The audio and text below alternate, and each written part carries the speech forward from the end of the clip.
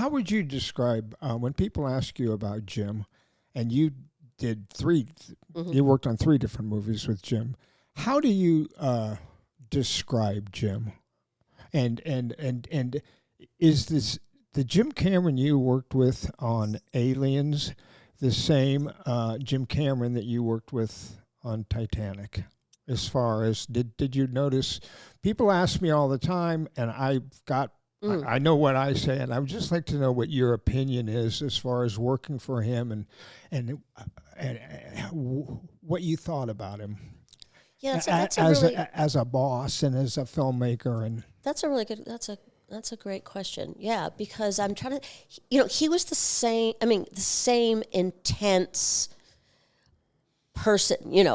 There's no like chatter and fun talk, and I mean, no, none of that. I mean, I see him, I don't, as a shy person. I know how like shy people are. They can be really gruff because they don't know how to make small talk. I'm just thinking like my dad. My dad's not he doesn't know how to say the right thing. So sometimes he can come very gruff, because you just don't know how to do that. You're very intense. You're very focused. You want to get the job done. And you're with your people, and but it was different. It's funny because here he was in London, and there were the people from Stan Winston's group with him, yes, like his people, but there were a lot of not his people, yes.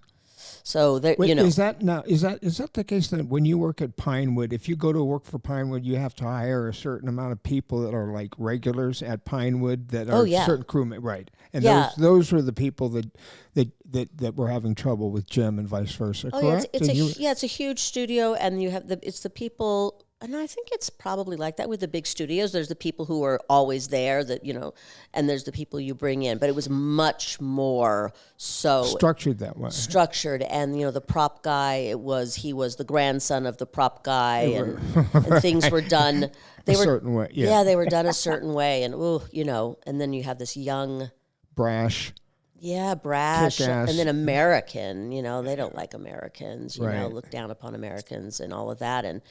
Yeah, it was tense, because he had to prove himself, that kind of a thing. Whereas in Terminator 2, he had proved himself, and the people he had around him were his people. And then with Titanic, it was a massive, my God, it reminded me of Pinewood, the sound stages. Oh my God, it was just, the scale was enormous, but everyone was his people there. Yes. Although he had the same intensity. If you veered from what was going on, like there was only one time, I don't know, do you want to talk about Titanic or any? Yeah, I will evenally. Yeah, sure. I'm just talking about. Talk about it all. Yeah, you're talking about Jim, and you worked with him in 3 different movies. So to talk about him and So in Titanic, there was this moment in the scene with me with the little kids when we're being locked behind in 3rd class behind the bars, and all the people, the extras are pushing on the let us out, and the little boy says, what's happening, Mom? We're waiting. Yeah. And he does he says his one line, and I say, and when they're ready, they'll be ready for us. And then Jim says, "All right, cut, let's go again, please." And the little boy goes, "Oh, did I make a mistake? We have to do it again? Did I?" And everyone bursts into laughter. Okay. Because this little boy had never been on set, and he thought the reason he had to go again because he made a mistake. Yeah. And everyone bursts into laughter, and Jim goes, "Quiet, right? Please." Right. Yep. Because the little boy, got him, people are laughing at him. He seemed, and he just like the whole thing. So he said quiet, not because he wanted to move on, but he wanted to protect the child's Absolutely. Okay. Absolutely. Okay. This child. Okay. And, they're, it's not, you understand why they weren't laughing at him, but it was just. Yeah, of course. Yeah. However, he was like in the zone, and it was like quiet. Right. And then he realized, okay, this little boy, and he stopped everything, and he went to him right, the camera, and leaned, bent down and just said, "Oh, if you've never been on a movie set before," and the little boy's like shaking his head. He said, "Okay, well, let me tell you how movies are made. And he stopped the whole time. And he said, okay, so what we do, we first film, it's called a master, and we do it like over and over, maybe 3 times, 4 times. You think you can do that? And it's like, you know, and he said, and then what we're going to do is we're going to take it and we're just going to have you, we're going to do it again. And you're going to do it again. Like, you do it, you know, and he just took this time just to make this little boy feel really calm, you know, and then he said, all right, we're going again. So. God, it's too bad somebody wasn't recording that. Yeah, it was, I always remembered that. I always, and the interesting thing about that little boy is that we did the very last scene where, they're asleep in bed, they're going to sleep, and I tell them the bedtime story as the ship is going down. We finish, and Jim goes, all right, that's a wrap, and that's a thank you, Jenette Goldstein, and, that was our last scene. Thank you, that's it. And then the little boy tugs my shirt, and he goes, well, what about the other scene? And I was like, what other scene? He goes, the one when we get on the boats. Because I told him the last scene we're getting on the boats because they're coming for us. Right. And I was like, ooh, ask your mother. Maybe she knows when they're filming that. Right. Like, oh, yeah. Well,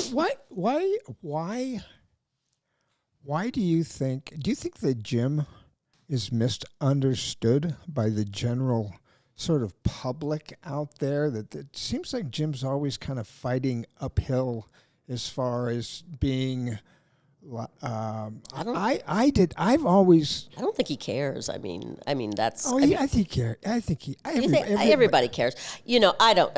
I wouldn't want to be in that position where your every move is. Yeah, I've always felt with Jim that.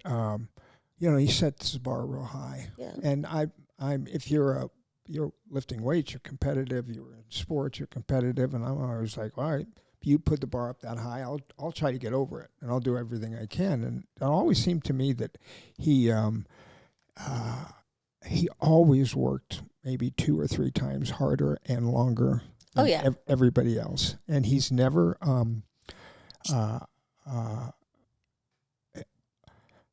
what's kind of amazing also about Jim is that, although I think you were in the drop ship with us, but Jim has done all of these action sequences, all these big movies with fires and explosions and the Terminator and Alien. Like nobody's ever been hurt.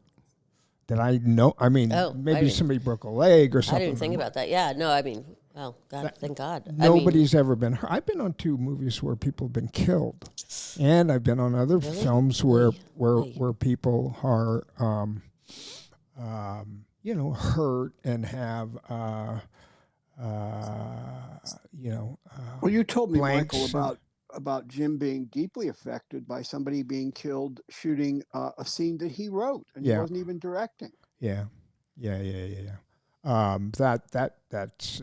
Basically, that was the Stallone movie, like Rambo. What was it called, Jim? Rambo, wasn't Rambo 2. He wrote Rambo 2. Yeah. He wrote Rambo 2, and he wrote a scene, and while they were shooting the scene, one of the stunt guys fell off a cliff and died, and it was his scene that he had written. And I was working with him, and he. I didn't know anything about it, but he was just in an odd, weird space. I mean, he's anything but careless. I mean, he's the opposite of it. I mean, like you said, he's everything. He sets the bar really high, and he's meticulous, and he expects everybody to work at that level. Yes. He's not unnecessarily cruel. I mean, I know he's short-tempered, you know what I mean? The closer you are to him, the more he can kind of josh with you, you know what I mean? But he does not like, if you're lazy or incompetent. Oh, God. Oh, my God. Right. Yeah, everybody like, whoa. Yeah, that's, and you're just not there. Right.